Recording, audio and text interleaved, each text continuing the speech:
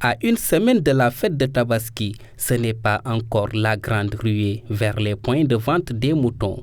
Ces lieux communément appelés daral, refusés du monde en cette période. Selon certains clients trouvés sur place, cette situation se justifie par la conjoncture et la cherté des prix.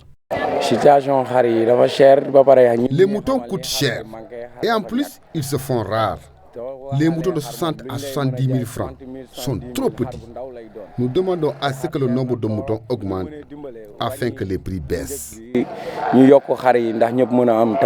Cependant, les vendeurs de moutons estiment que les prix sont à la portée de tout le monde. Chacun peut se procurer d'un bélier en fonction de sa bourse.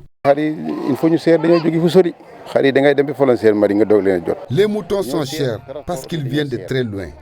Le transport de Kidira à Ziguinchor nous revient à 350 000 francs et les moutons se font rares là-bas. Franchement, pour nous, c'est pas cher. Il suffit tout juste de faire un effort. Il faut ajouter à cela la rareté des ruminants, car jusque-là, la région n'a reçu que 13% des 25 000 moutons nécessaires pour satisfaire la demande locale. À l'en croire le chef de service régional de l'élevage, des convois de moutons convergent vers Ziguinchor. Les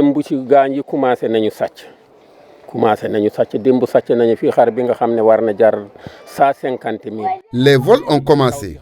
Hier, un mouton de 150 000 a été dérobé. Nous lançons un appel aux autorités pour qu'ils nous appuient en matière de sécurité. À l'époque, Ziguinchor était prisé par les vendeurs de moutons. Maintenant, avec les vols récurrents, ça risque de décourager les marchands.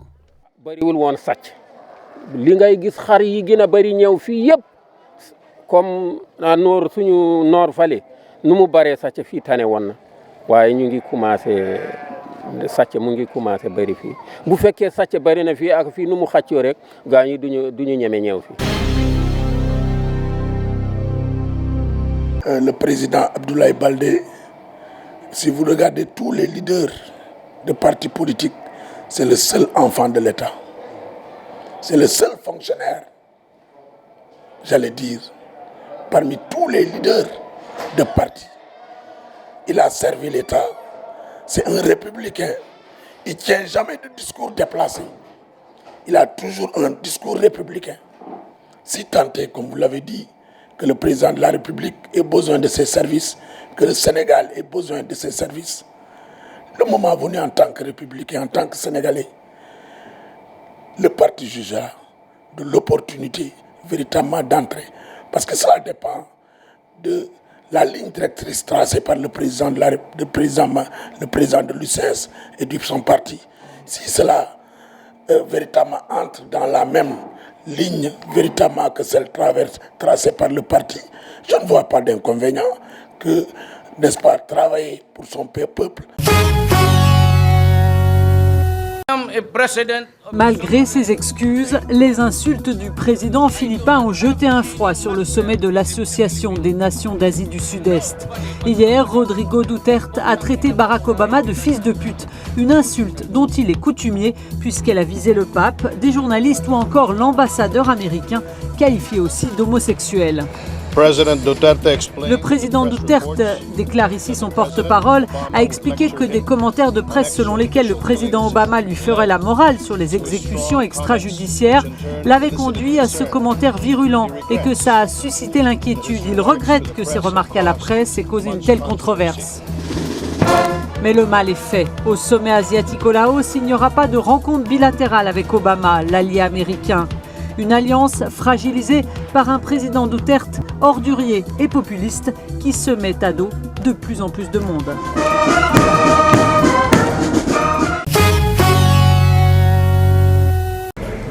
La police sur les dents dans ce quartier de la capitale afghane. Toute la nuit, elle a encerclé un bâtiment où se déroulait une attaque. Depuis 23h hier soir, l'ONG Pamela Rana était assaillie par plusieurs individus. Ils ont tué au moins une personne et en ont blessé 6 autres. Pamela Rana, ça signifie soin. C'est une association humanitaire qui s'occupe de la scolarisation des filles et de l'autonomisation des femmes. À 23h, je marchais dans le coin quand soudain il y a eu une énorme explosion, explique Rafi. Juste après, il y a eu un immense nuage de fumée qui a tout recouvert et les forces afghanes ont bloqué le quartier. C'est le 3e attentat en moins de 24 heures dans la capitale afghane. Hier, des bombes ont frappé le ministère de la Défense et la police. Parmi les morts figurent un général et plusieurs hauts responsables. Ces attaques revendiquées par les talibans ont fait 24 morts et près d'une centaine de blessés. Bonjour chers internautes et merci de nous rester fidèles pour la revue des titres de ce mardi 6 septembre 2016. Pour Sud Quotidien qui titre à sa une, l'analyste politique Momar Seyni Ndiaye sur l'élection des membres du Haut Conseil des collectivités territoriales, Tanor et le PS, les grands perdants. Organisation des élections des membres du Haut Conseil des collectivités territoriales, la Sénat se félicite de son déroulement. Départ des pèlerins de Médine pour la Mecque, les choses sérieuses commencent aujourd'hui. Préparatifs de la Tabaski 2016, les cordonniers débordés par les commandes. À la une du Populaire, traque des biens mal acquis, Robert Bourgi, Macky, Karim et les contacts de Paris. Les discussions indirectes se passent lors de la première visite du président Sall en France. Prêt à transiger, Macky demande à Bourgi de raisonner Karim pour qu'il restitue une partie de ses biens. Réponse de Karim à l'émissaire de Macky: tonton, tu dis au président que 0 plus 0 égale 0. Exploitation du gaz naturel offshore, 2,75 milliards de dollars attendus par an. Lendemain d'élection des hauts conseillers, entre invectives et récupération à Mbacké. Des alliés du président frustrés du sort qui leur est réservé. À cheval entre Sébikotane et Diamniadio, belvédère ou discours, le village de retranchement des colons. Enquête sur l'accident du vol Sunugal Air, 1 an après la lumière tarde à jaillir.